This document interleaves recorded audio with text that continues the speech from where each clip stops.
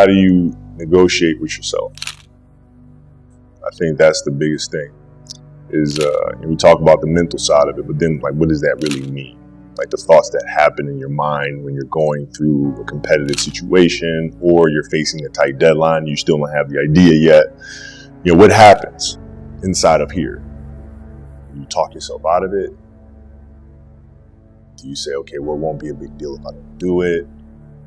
Or I don't have to get up on a Tuesday morning to go ahead and hit the track. What does this day really mean in the long scheme of things anyway? It's just one day. Mm-hmm. Like when you have those conversations with yourself, are you able to negotiate your way out of, you know, that little, you know, voice telling you it's not that important?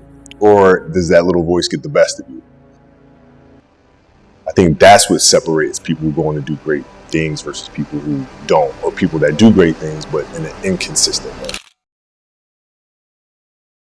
One of our coaches in the past, his name was Tex Winter. When we used to watch game film, he was pretty brutal on us as players, but he always said, I'm not criticizing the person, I'm criticizing the act. Mm-hmm. Right? So remove yourself from that, remove the ego from this process and just focus on the act. The goal is to help us all become better.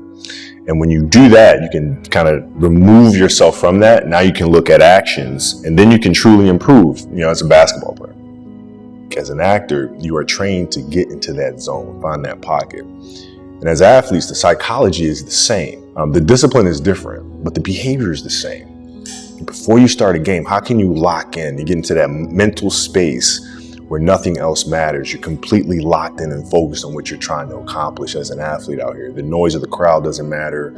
Whether you're cheering or booing doesn't matter. You're just completely locked in. How do you do that? Music for me wasn't just like what's popular now, but it's like music that can take you to an emotional space. Smells Like Teen Spirit was one of my favorite ones to listen to because it would take me back to high school. Like if I'm playing in a game, a heavy pressure game, right?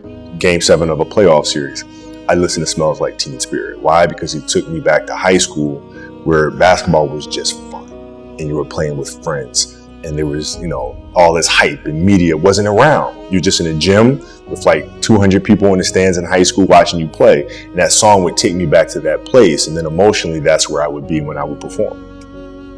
We all make the same mistakes when we're all building things. And, Oprah told me specifically that she's made a lot of the same mistakes that I've made when she first started her studio.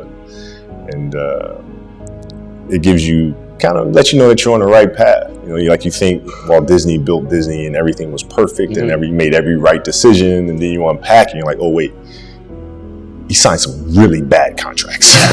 Yeah. I mean, he was, you know, financially really, really struggling, and you know, it's okay. If you're nervous or scared about a situation, instead of being like, nah, there's nothing to be scared about, oh shit, there is. Yeah. And that's fine, that's okay. You know, like you own it, you give it a hug, you embrace it, and now what are you gonna do about it?